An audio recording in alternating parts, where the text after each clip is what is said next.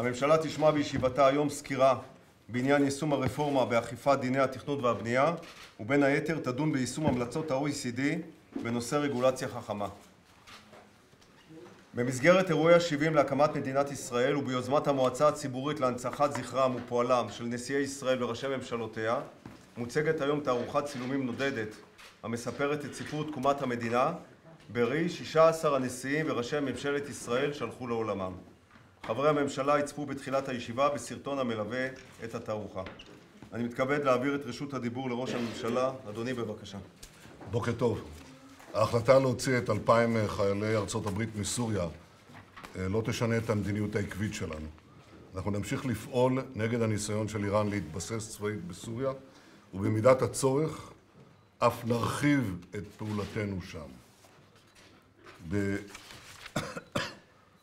במיוחד אני מבקש להרגיע את המודאגים.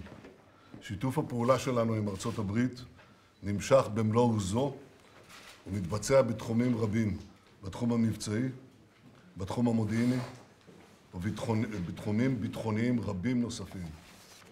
בגבול הלבנון מבצע מגן צפוני נמשך כמתוכנן.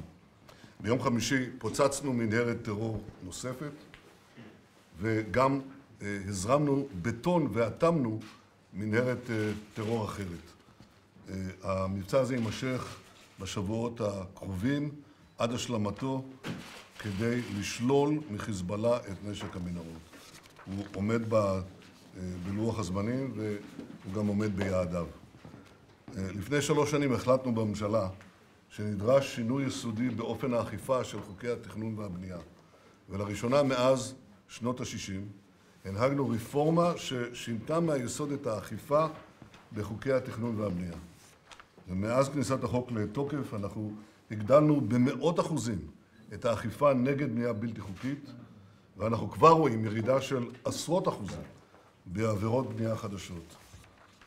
אני אמרתי אז שלא נאפשר 2 מדינות ישראל, מדינת חוק ולצידה מדינת המערב הפרוע. ובכן אנחנו אוכפים את החוק היום גם במערב הפרוע, ולשמחתי אני יכול לומר לכם שהוא הרבה פחות פרוע. ואנחנו נשמע סקירה על הפעולות הללו ונמשיך לעקוב אחר הביצוע. בסוף השבוע הזה, אצא לביקור היסטורי בברזיל. עם הגעתי אפגש עם נשיא ברזיל הנכנס, יאיר בולסונארו, בהמשך גם עם מנהיגים נוספים. צריך להבין שיש 2 דרכים להצמיח את כלכלת ישראל. אחד זה לייצר מוצרים חדשים, והדרך השנייה זה לפתוח שווקים חדשים. ברזיל הוא שוק חדש ענק.